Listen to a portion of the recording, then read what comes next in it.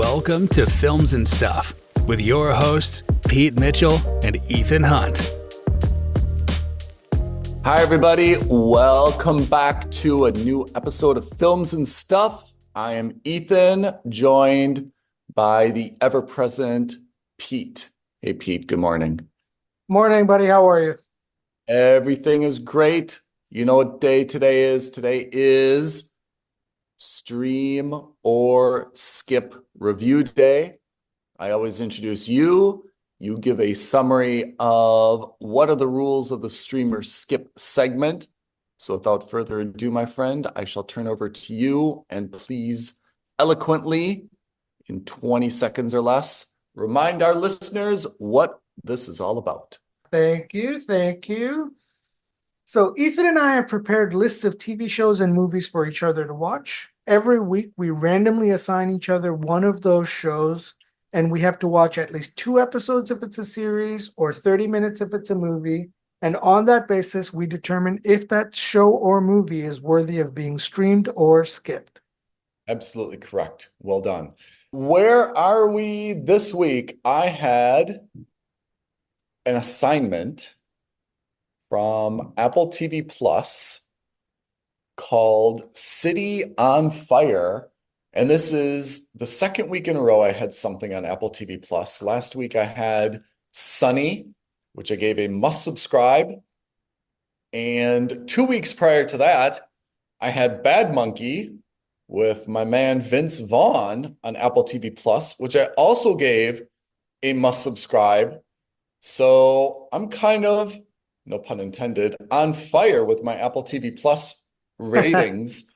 So when you gave me City on Fire this week, I guess I was probably predisposed to expect this was going to be quite good. And not really a spoiler alert, it was great. I gave City on Fire a must subscribe as well. That's 3 out of the past 4 weeks. I'm coming on strong, huh?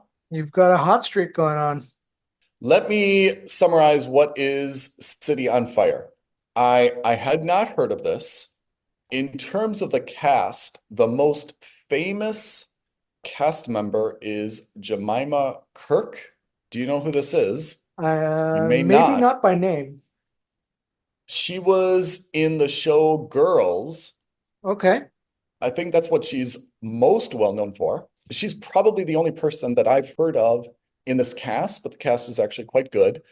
And to give you a little bit of a setup of the show, in a way, she and her husband and her father are a little bit like the family in Succession.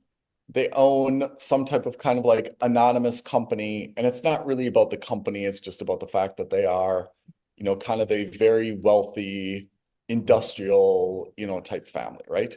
Her father is kind of like the CEO or the chairman of the company. She is the daughter. She has a brother who I guess is adopted. And then she has a husband who's involved in the family business. And then she has another brother who is estranged, kind of the black sheep, a little bit like Roman. Yeah, remember Okay. Romulus from Succession? A little bit of the black sheep. He's living in Manhattan, but he is an artist slash painter slash rock star, so forth. The first 30 minutes started very, very slow. So much so that if I had to stop it, I would have given it a skip. It was really slow, and that's because it kind of focused on the B plot before it kind of got to the A plot. And I'm not going to give away too many spoilers because it's a pretty dynamic story where the A and the B plot kind of all combine, similar to, I always use Crash as kind of the example where you're watching kind of like 4 different independent stories and you know that somehow they're all linked, but until they play out towards the end, you're not really sure how they're linked, right? But everyone kind of must know each other. They start off with the B plot, and the B plot is a little bit dull.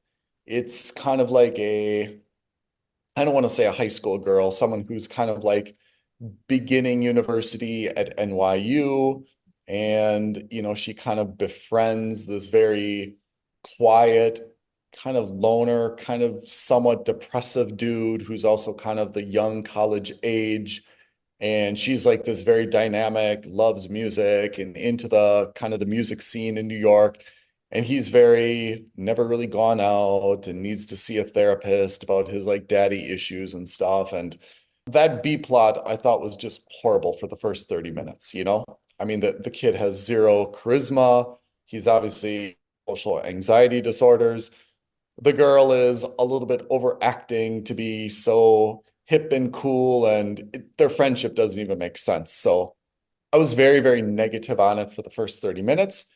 And then actually towards the end of the first episode, there was like some small reveal and it got interesting. And then kind of by episode 2 and 3, I was really into it. I watched all 8 episodes. I do give it a must subscribe. And I think it's a pretty dynamic story. If you like Succession and that idea of the family with a lot of different characters, a little bit of kind of backstabbiness, but without the extraordinary vulgarity and without kind of the extraordinary, like, I mean, Succession was funny because kind of everyone was like so incompetent in business that it was like a little bit of a parody, right? Like, how can this company possibly survive? Everyone is not really doing any work. They're just all awful people, right? This is a little bit more serious in terms of the business element, maybe a little bit like Industry, which we saw on HBO. Yeah. But Yeah. there's a good amount of family drama slash backstabbing slash backstory, you know, history being revealed and flashbacks and stuff like that. I gave it a must subscribe. I think it's quite good. Of all the must subscribes, I wouldn't say that this is life-changing, but I would say that it's a very, very good, cohesive story, keeps you guessing, does a very good job of kind of putting in some of the A, the B, the C plots in a very cohesive way. Makes sense. Not a lot of humor. I mean, Succession, I think, is known for having a lot of like quotable lines, you know, funny scenes. This isn't really a funny story. I can't really remember any time that I laughed out loud or I found like any levity in it, but the story is actually quite good. And they also do something great by not focusing too much on like the kids. You know, like sometimes you see a little bit too much emphasis on kind of like the kids and the marital stuff and like this home drama. Yeah. There is a bit of that, but it's not overwhelming. It's more of a, I'd say it's kind of more of a Succession mystery, if you will. But it was quite well done, and I have to say, despite my initial reservations, I quite got into it by the end. So that is City on Fire, taking place in the great city of Manhattan on Apple TV Plus. I recommend you take a look at it. Okay. Oh, I'm definitely in. I'll definitely give it a go. I mean, unfortunately, it's only one season, but I'll definitely give it a go. Yeah, usually the one season is a death knell for you. Unless it's a mini series, but yeah. All right. So that was me. What do you have this week? I had a movie on Netflix called Rebel Ridge. So Rebel Ridge is about like the best way I could think of it is that it's a little bit like Rambo, right? It's about this one man stuck against a corrupt institution. And in this case, it's not the military industrial complex. It's literally a small town sheriff that has done what I guess is called, you know, when they take your money away, what's it called? I do know what that's called. What is the word though? Yeah, it's on the tip of my tongue. Anyway, the point is this army guy comes into town to bail out his brother from jail. Yeah, And that's why he has cash on him. He gets pulled that's right. over, and the cash gets taken away by the police because they think that he's there to do shady things with that money. Yeah, And that's obviously not the case. What they don't know is that he's a military guy, he's desperate, And so he basically becomes this lone wolf guy who goes on a rampage to get that money back so that he can bail his brother out. And it's very much similar to, I think it was Rambo 3. I can't remember, where he has a standoff with like the local corrupt sheriff. And in this case, the It local is corrupt Rambo. sheriff is played by Don Johnson of Miami Vice fame. It's interesting. Look, this is what I would think of as your classic Netflix made for TV movie. This is not a movie I don't think that would have gone for a cinematic release. It's relatively low budget. Interesting fun piece of trivia. It was supposed to star John Boyega. He filmed about half of it and then stormed off the set apparently. Oh, And really? who knows if this is true or not. But the rumors are is he left halfway through production and they had to reshoot the entire movie with the new guy. You don't know why? No idea. What rating did you give the show or the movie? So yeah, the movie, it's not bad, it's not great. It's something you can definitely keep on in the background as you're doing, Yeah. couch surfing, you're checking out your emails, you're Yeah. having a chat with someone else. Some of the action sequences are pretty good, the fight sequences are pretty decent. Yeah. You can tell it's a relatively low budget, and I'm not saying poor production values, but in when you have this kind of setting in a small town, you don't need to spend a lot of money to have it look not bad. No. And that's what Yeah. this has done. I Yeah. I don't know what the budget for this movie is, but if it's in the multiple of tens of millions of dollars, I'll be blown away. Yeah. Because even Don Johnson, while there was a time in 1985 when he was People Magazine's sexiest man and, commanded a very high salary for Miami Vice. And I bet he made like $50,000 an episode. And at the time it was At like, most. right? I mean, now he is definitely not commanding huge salaries. I have to say, I liked a few things about this movie. There were also some things that made me uncomfortable. I mean, it's got very, like, racism is a huge, not even an undertone, it's an overtone, right? And I have to say, I was a little bit uncomfortable with like the blatant racism. And I'm also always curious how actors like, Don Johnson, for example, comes to grips with someone who's like, hey, we got a role for you.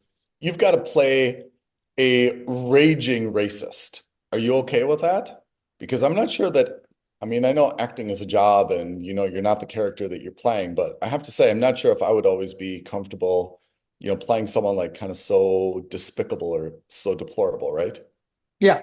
So that was one of the things, is that the racism was really kind of ugly here. Whereas like you rightly compared this to the old Sylvester Stallone, Rambo. Rambo wasn't really such a racist movie as it was more like classist. Like they were Yeah, they were kinda. they were anti-Rambo because he was kind of like poor, like wanderer, veteran, Yeah. but it wasn't, I think it was Brian Dennehy was like the town sheriff, like Brian Dennehy's white, Rambo is white. It wasn't really a racist. It was more of a, hey, you're a down on your luck veteran, for that reason, there was some ugliness in that movie. So I was a little bit unhappy with the racist stuff. But then also kind of bizarrely towards the middle end, Don Johnson somehow is justified, like the greater good of what he's really trying to do in the face of like budget cuts, and the word you're looking for is seizure of the asset, right? Or So civil asset forfeiture. I yeah. thought of it in the middle of it. Yeah. So I mean, there's kind of like this attempt not to like justify his racism, but to justify like his actions, like, oh, I'm supporting the whole this is in New Orleans, so they're called like, what are they called? Like prefectures or something, parishes, right? So Sure. there's some attempt to kind of like justify what he's doing, which I think falls a little bit flat. It does, because the reason that they were going broke as a county was because that the police force was corrupt and was like Yeah. found guilty Yes. in a previous case of Yeah. overzealous policing. Yeah. I mean, the whole thing was a little bit ugly. He's like, look, I've got to steal money and I've got to be a gun runner because I'm paying for, this elderly lady's medicine and so forth. And it was like, uh, it kind of falls short. But I like the idea that I think that whoever is the dude, right, who took the place of John Boyega, I thought he was very good in terms of acting. He definitely seems like kind of like an ex-Marine, like he's Yeah, big and pretty built, good fighter. Like he could definitely pull off multiple, maybe not a trilogy, but I mean, definitely there could be a sequel with him as this character. He could be kind of like this generation's Rambo because I think he pulls it off pretty well. yeah, I just wish there was a better hook than kind of like the small town racist sheriff. yeah. It'd be better if he was kind of like a vigilante, like, hey, I'm coming after, my cousin got involved in the wrong crowd. I'm coming after the drug dealer. I'm coming after the crime boss, or I'm, a little bit more of like the Denzel Washington equalizer role, Right. or in who's the other dude who has a certain set of skills? I can't remember his name, right? Liam Neeson? Yeah, Qui-Gon Jinn. Yeah. So I wish there was a better hook, and maybe if there's going to be a sequel, it will be a better hook, and he'll be like more of a vigilante or like standing up for people's rights. I love the girl in it, by the way, like the lady who kind of like befriends him, who works Yeah. at kind of like I thought she was fantastic in that role, like perfectly cast, seemed like very genuine in her role. So, I mean, definitely I think you're right in how we saw this movie. I mean, it's a good Netflix movie. It's exactly what they should be. Instead of, remember we saw that one with not Red Notice, the other one with The Rock. Heart of Stone, something Oh like that, yeah, that with Gal Gadot. right? Yeah. Instead of taking that for 150 million, or even Gray Man with Ryan Gosling. Instead of making those for like 150, 200 million, or God forbid, the stupid one with J Lo, where she basically pilots A a Titanfall robot. mech. Yeah. Yeah. I mean, that was horrible. Instead of spending 150 million or 200 million on those, I would love them to make 5 of these Rebel Ridge movies, Yeah. Like maybe not all Ridge 1 through 5, but similar to this, it's better entertainment value for me. Yeah, I think so. I think you get a couple of things, right? A, you get an opportunity to do smaller scale movies. And I think the problem with big scale movies is, or not the problem, but the reality with big scale movies is that there are swing, and if you miss huge, right? And Huge. as you did with the J-Lo.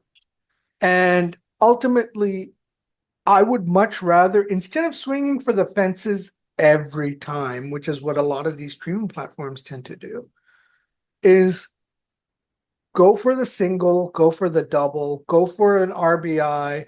You don't need to be fancy with it.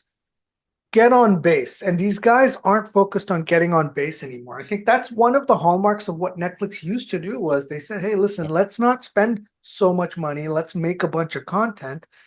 They've kind of gotten away from that. Yeah. And I think this is the kind of thing they should be doing, because every 4 or 5 movies where they're spending a total of 60, $70 million, maybe even $100 million, one of them is bound to do very well, that you could say, hey, you know what? All of a sudden, this became a breakout hit for us. This guy who was a relative nobody, again, no disrespect, then you can say, hey, you know what? This guy made a great movie. It was a breakout hit. Everyone's talking about it. Let's spend $40 million on the next one and make a bigger sequel. Or let's put him in the next sci-fi epic that we wanted. With that as context, should we discuss Wolves on Apple TV Plus? Yeah. So it's so funny we talk about that because Yeah. Wolves, just like Rebel Ridge, Yeah. pound for pound, should have been a relatively cheap movie to make. Yeah. Right? The only difference is the two main actors, they are way more expensive than Don Johnson. So if you looked at Wolves, which by the way, I loved. So, I mean, just to get it Yeah. out there, for me, Wolves is a must subscribe. Yeah. If you're looking at just the movie, which is what we do, we don't look at the finances, Yeah. we don't look at how successful these movies are. Nope. But if you're looking at just the movie, it had everything. It had a little bit of good action. It had Mhm. great chemistry between the two leads. Yeah. It had great humor. The third lead, if you want to call him that, or co-star, was also very good. That young kid Yeah. was very Yeah. good in it. So I thought the casting was very good. I thought the story was Yeah. superb in the sense that it was super simple. It's such a simple story. It was made in such a way that if they ever want to do a sequel, they can very easily, but they That's don't right. need to if they don't want to. Right. All in all, it's what you want a streaming service to do. Yeah. Where it fell off the rails, again, this is now on a more strategic level, not on a movie level, Yeah. was how absurdly expensive this movie was. And it was absurdly expensive because How much did it cost? I don't know how much the whole movie cost. I just heard that Brad Pitt got paid $35 million. George Clooney got paid $35 million. The It director, got like Sean White, 500,000. got paid $10 million. So between the two co-stars and the director, they 80 paid million. $80 million just for the three of them, not including any of the other cast, not including any of the other extras, not including any of the, production, the staff, the crew, none of it. Based on that alone, this is probably $120 million, maybe 100 million, 150, $120 million. That's expensive for this movie. Yeah. Under normal circumstances, and again, maybe I'm talking out of my butt, but like under normal circumstances, how could you have spent more than $20 million on this movie? Pitt and Clooney, I think that Pitt's having a little bit of a renaissance because Yeah. he's going to be in the F1 movie next Yeah. year. But generally, I think that Pitt is an A-list name, but he's not really an A-list actor anymore. And Clooney, I think, is kind of well past that, right? I mean, I know they're talking about like an Ocean's 18, but I think Clooney's way past that. So those guys, I think, are really not justifying 35 million a movie anymore. However, in some ways, there's like some alchemy, and the whole is greater than the sum of the parts. Those two do have a very special charisma together, right? And part of the reason that movie works, like they play off of each other really well, whether they're really friends in real life, which I think that they sincerely are. It would be tough for Brad Pitt to do that with anyone else, right? Like him and Steve Carell. Although, to be honest, when I just said that out loud for the first time, that could actually probably work, right? John Cena and Clooney, that could probably work. Like, Yeah, but that's probably more on Carell and Clooney and Cena than it is, yeah. uh, So it could have worked. It's not like those two kind of had to keep everyone hostage, to for this amount. But Look, I'm going to push back a little bit. Normally, we're on the same page. I don't think that they're past their A-list stars stage. I actually think that Clooney and Brad Pitt, I would agree with you. I think Clooney's golden era of A-list stardom yeah, was the Fight Club, Mr. and Mrs. Smith era, yeah, that era. And I think Clooney Roy, was around that same time, yeah, Oceans 11, 12, 13, whatever.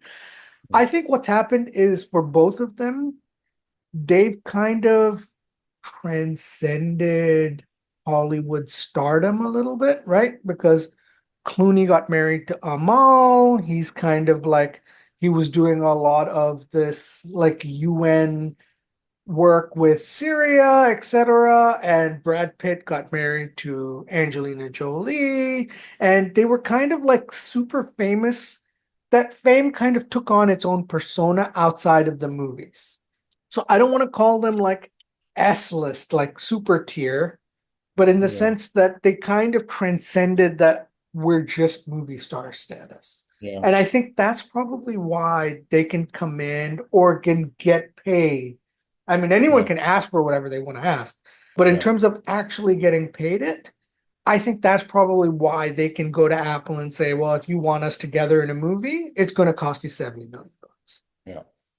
I agree. I mean, like Vince Vaughn, who I like more than both of those.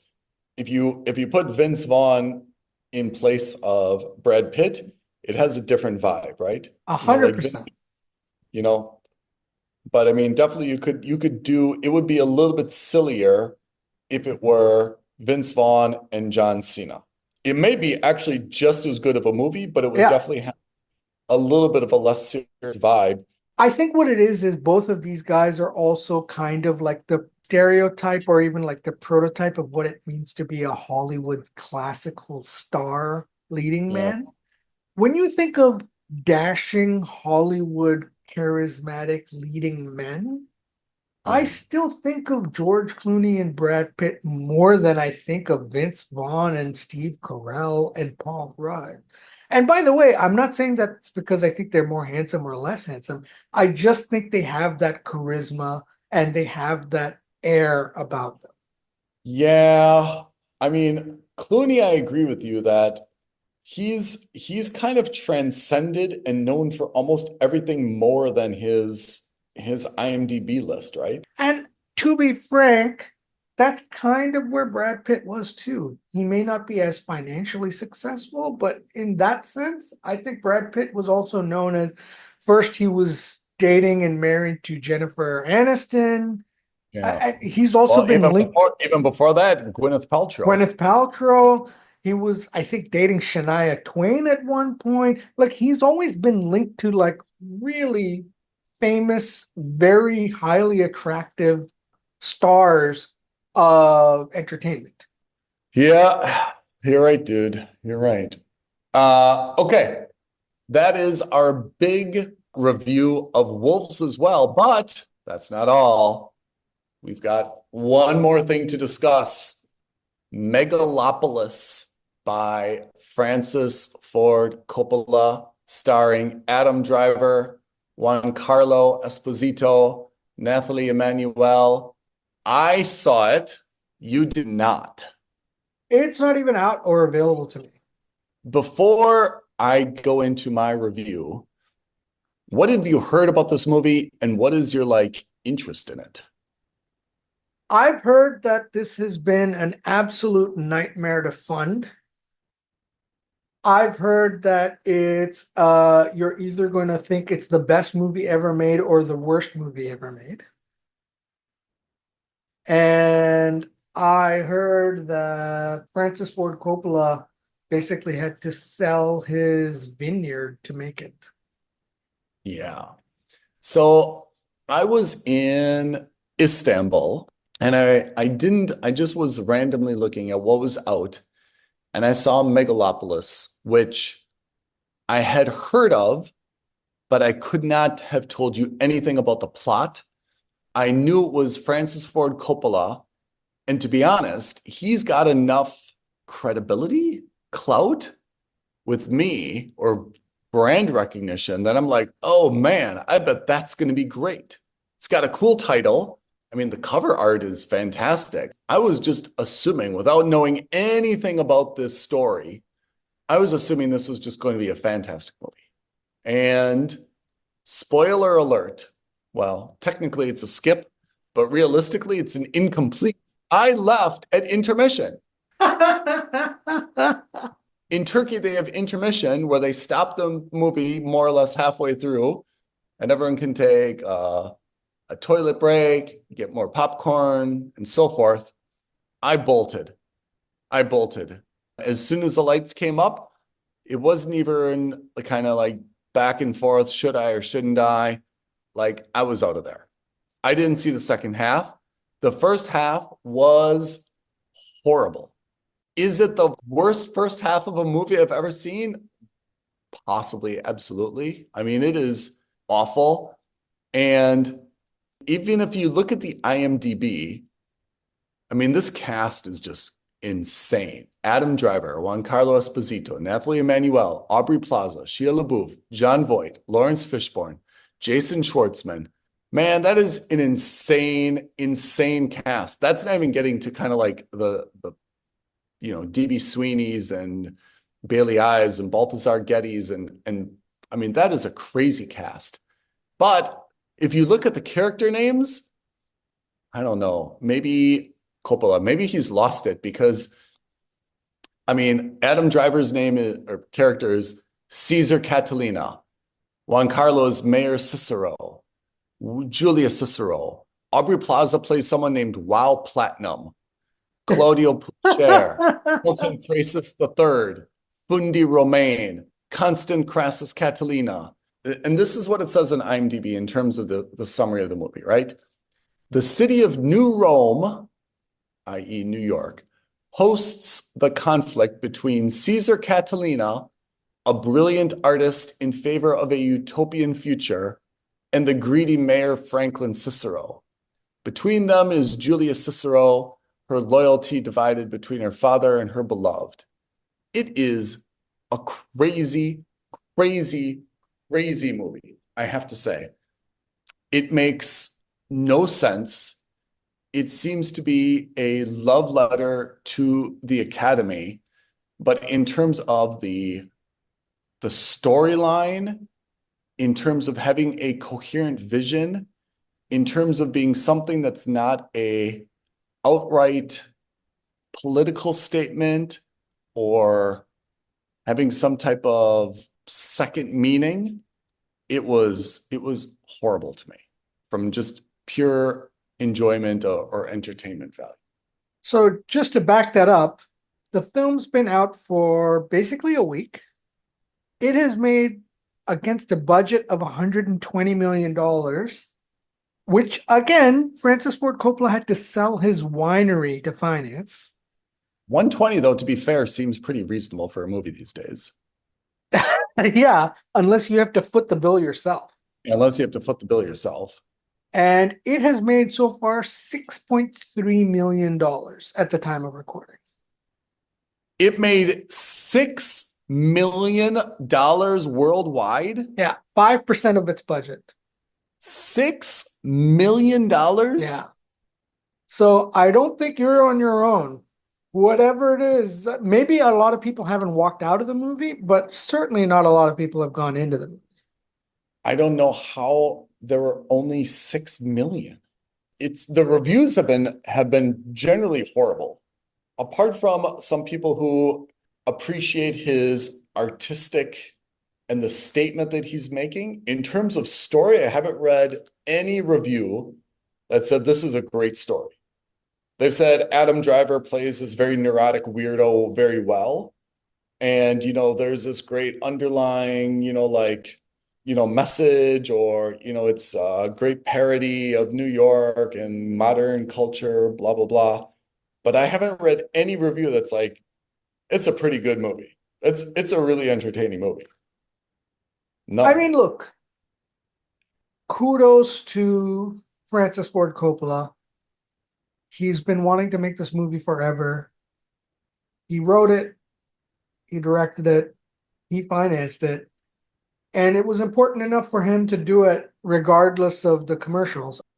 Again, you got to give credit for that, right? Like if you strongly believe in your vision and you're willing to basically upend your entire life to do it, I mean, that's in terms of the artistry of making a movie, that's great. But at some point, practicality has to come into play too, right?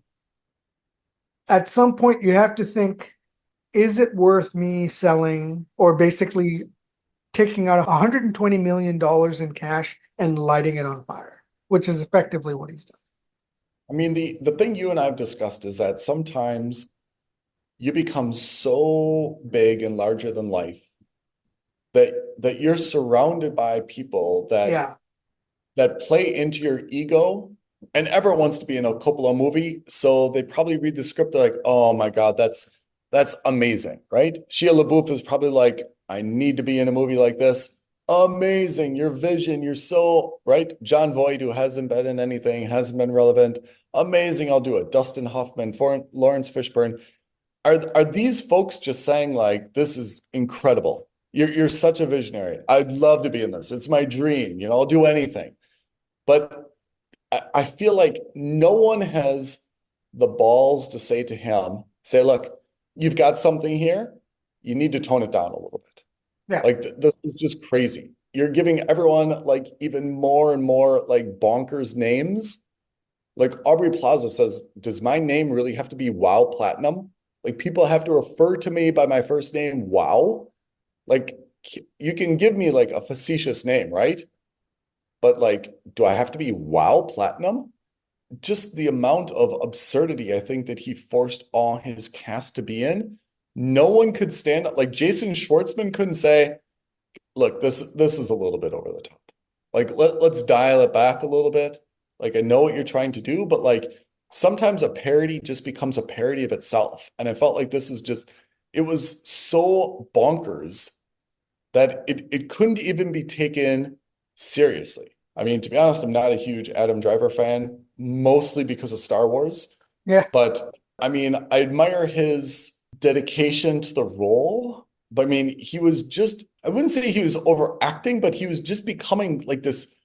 No one in real life, even if you want to be like a eccentric, with this huge hubris and ego, no one acts like this. No one eats grapes the way that he's eating grapes. No one is, like interacting with people. I mean, like that's just not realistic. And I wish that they would have dialed it back a little bit. He could have had a very good movie that had a statement.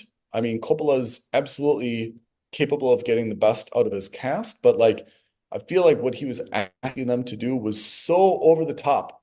We get it. It's a political statement. We get it. It's supposed to be a parody, but I felt like it was a parody of itself at some point. Please watch the movie. I just need a second opinion on this. But like John Voight, like lost all his dignity the way that he was acting in this movie, right?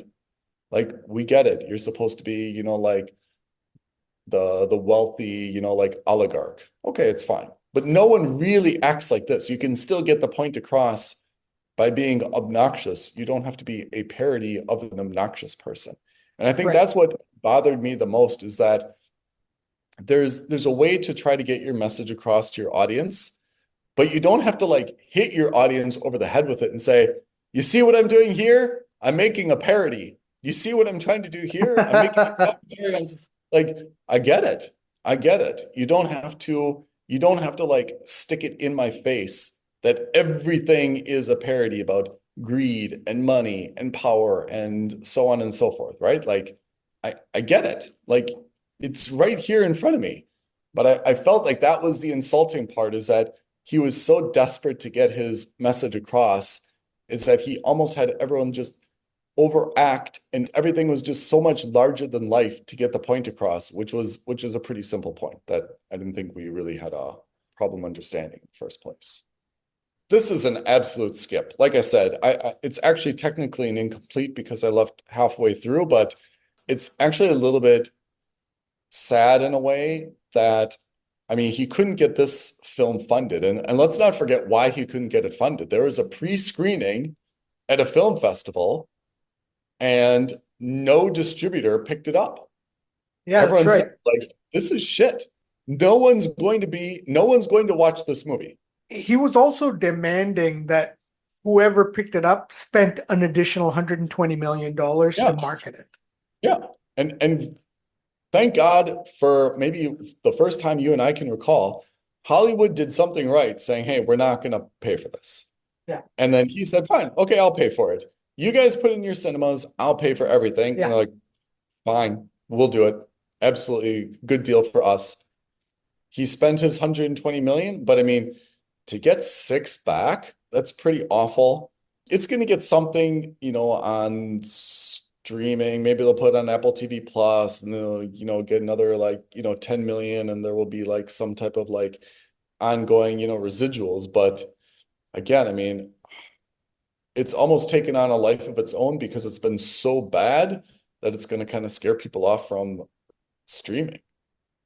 It'll make a big splash if and when it hits streaming, just because everyone will want to kind of see this train wreck. Yeah, that's true. But thereafter, I imagine it'll drop off pretty quick. Yuck. Okay, so I think this was kind of a 4-for-1 stream or skip episode. We first of all talked about City on Fire, Rebel Ridge, and then we gave 2 reviews of Wolves and Megalopolis. Mixed bag this week. 2 must subscribes, 1 mooch, and 1 incomplete/skip. Yeah. Keith, what do we have on the horizon for next week, Streamer Skip? All right. Well, next week you're on Netflix to watch a show called Bodkin. No idea. What is this? No idea, but again, this is something I've seen on my top 10 list consistently. And I am watching a new show on Apple TV Plus, so fingers crossed I get a win, called Women in Blue. Oh, yeah. All right. Pete, you want to give our social media creds and what people should do when they like this episode? Absolutely. So reach out to us, tweet at us at FNS Podcast, DM us on Instagram at Films and Stuff Podcast. But as always, the best thing you can do, hit that like button, subscribe to our channel, hit that notification bell, and leave a comment below. No one says it better than you. Everyone, appreciate you turning in this week to the Stream or Skip segment. We will look forward to presenting for you once again next week on the Films and Stuff podcast. Thank you, Pete. Thank you, listeners. Have a great week ahead. Thanks, Ethan. Thanks, everyone. Bye. Thank you for listening to another episode of Films and Stuff. If you haven't already, please subscribe and review on Apple Podcasts, Spotify, or wherever podcasts are downloaded. Films and Stuff. There is no substitute.